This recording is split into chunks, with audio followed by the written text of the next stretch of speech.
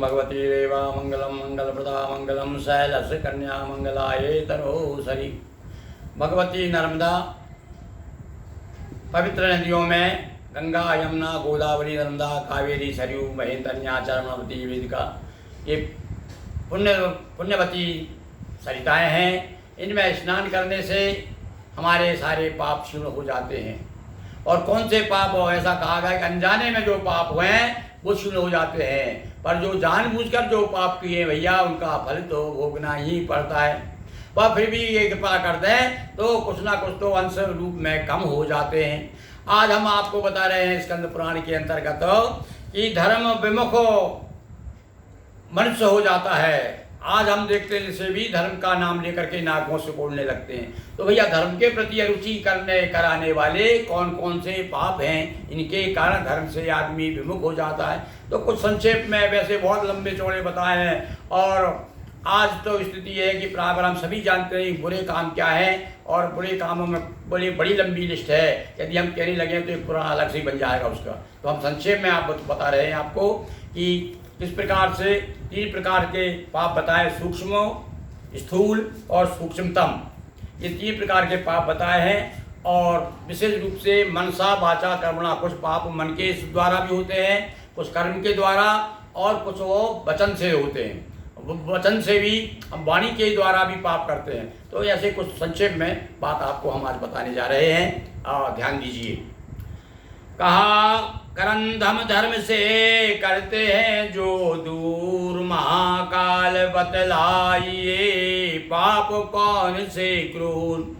चित्रवृत्ति के भेद से मुख भेद से मुख्य पाप हैं 3, छोटे बड़े अनेक हैं कहे प्रभा पुराणों प्रवीण।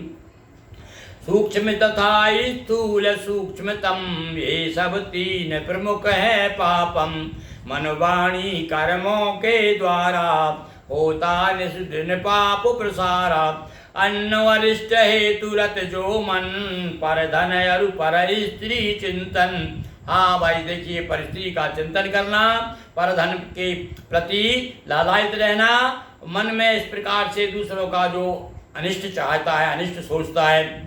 सदा अयोग्य कर्म का आग्रह, ये मन के यज्ञ हैं जन कुग्रह। जैसे कुग्रह होते ना, उसी प्रकार से हमारे मन के कौन कौन से पाप हैं। जो अयोग्य कर्म है, जो नहीं करना चाहिए, वो भी मन सोचता रहता है।